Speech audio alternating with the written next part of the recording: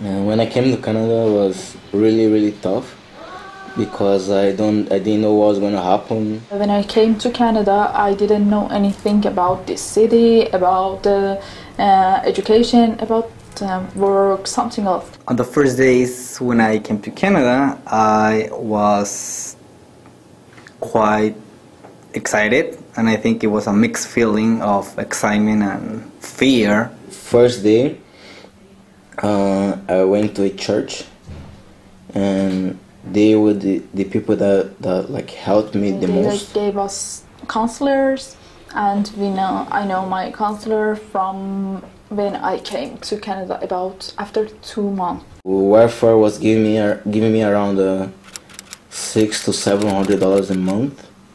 So $400 was going towards my rent. So every month I had to live with $300 to eat, to take transportation, and to buy clothing. I can't even go to a job interview without someone asking me if I'm gay. That's the first thing they ask, are you gay? Well, clearly, if you know I'm gay. And once they know that, they don't really want to interview me anymore. Well, they're actually going to phone interview first. It went really well, and then they're like, oh, okay, great, come in.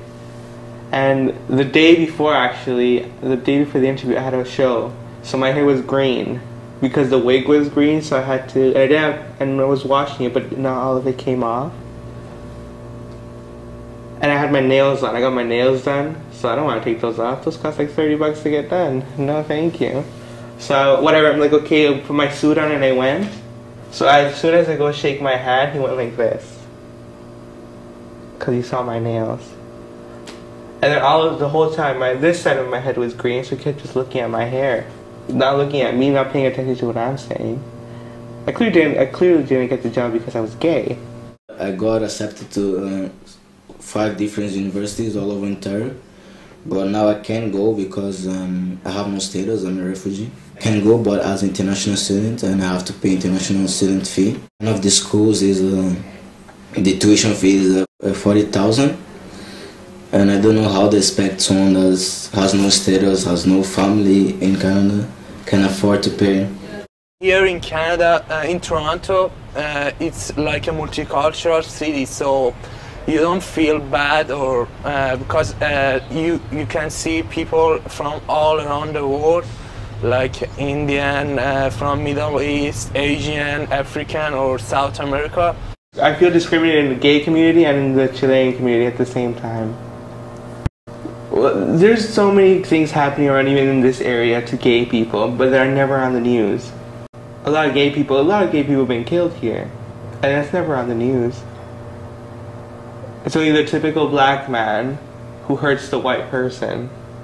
I think the refugee people, they're the most vulnerable people in the society. So if you keep making laws that are gonna make our life difficult, you're gonna end up criminalizing these people, make them go towards criminalization. So if Canada wants the refugees or to become a good citizens, I think that's a bad way to start, making their life difficult.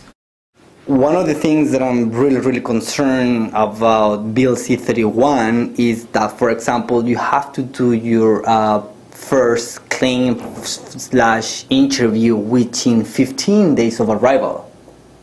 So who is going to be at the airport to make sure that people will have this information?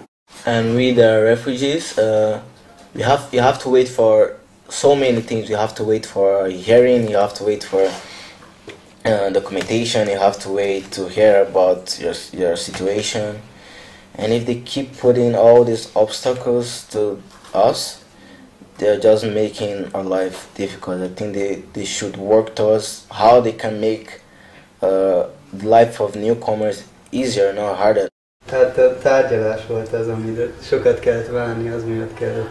We had to wait for the hearing. It was a long time for us to wait for the hearing. Addig nem is tudtunk semmit We couldn't do anything until the hearing date. Gondolkoztunk, hogy mi lesz majd utána, de addig nem csináltunk semmit. Azt akarom mondani, hogy Hogy azért is lett volna jobb, hogyha... It would have been better if we have got the decision sooner, because now we are here for a year, so I have to go home because we got a negative decision, so I have to go home. I have to go back and I have to go to the grade 10, what I finished here. You know, Toronto city is a great example that we all can live together in peace and harmony, regardless your sexual orientation or your skin color or your country of origin. Yes, there are some challenges that we still need to face and encounter, but we continue to be a role model city, so let's not turn back, or let's not give our back to people that need it the most, you know? I was getting ready for a show, so I like doing my hair here because I don't want to be at the place and then do my hair because I won't have time. So I like doing my hair here, right? I go on the TTC, the TTC driver wouldn't let me in. Well, I swore at him, you know, but he still wouldn't let me in because he was worried about how the other people would feel uncomfortable around me. Instead of maybe thinking how uncomfortable I would feel being around all these people staring at me.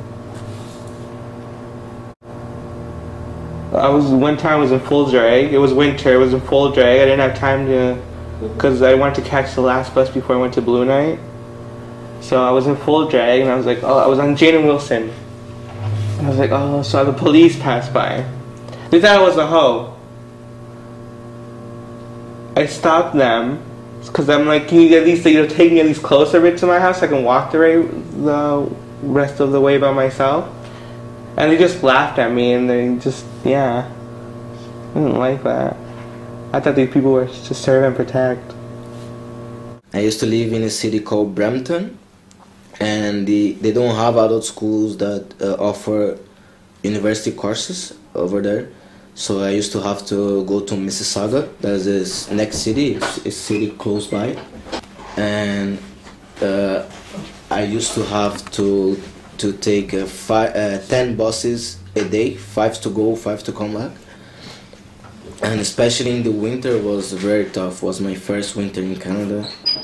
I never imagined Sawyer could be so cold like this. It was very, very, very, very cold. It's very cold. For instance, I've been trying to look for a gay, not a gay doctor, but a doctor that works in the LGBTQ community. I have to wait like 2 years on the list. So I'm like, whatever, I'm just going to stay with my family doctor, even though I go to my family doctor and I try to explain things. And I know they know like the knowledge side of it, but they don't really know what really I'm going through. So I'm like, I don't bother going to the doctors anymore. Like if I get sick, I just deal with it myself because I don't feel comfortable. For me, Bill C-31, it's a disaster because I have some problems, some health problems. So for me, in case of IFH program, the medicine have reduced, but in my case I have received some help, but it's not much for me. First of all, nobody should be judgmental. Not everybody is the same, everybody is a different person, and not every Hungarian Roma are the same.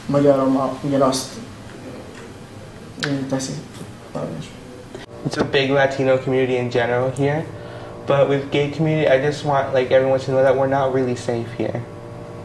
We're not really safe. You know, I could be walking down the street and I could be dead in the next 2 minutes. Why? Because some guy just happens to hate fags and he'll just shoot me for the hell of it. And it's just sad to see, you know, that policies, instead of, you know, moving forward, are going backwards. And instead of making a process easier, it's just making things harder and more challenging. When I go to Chile, everyone thinks Canada is this, oh, wonderful country, you know, people can be themselves. I came back here, I felt more comfortable over there in Chile. Even though in Chile being gay is still a taboo. I felt more comfortable over there. Coming back here, I was like, oh, I have to live up to certain standards, one. And I walk on the street and I get called fag all the time.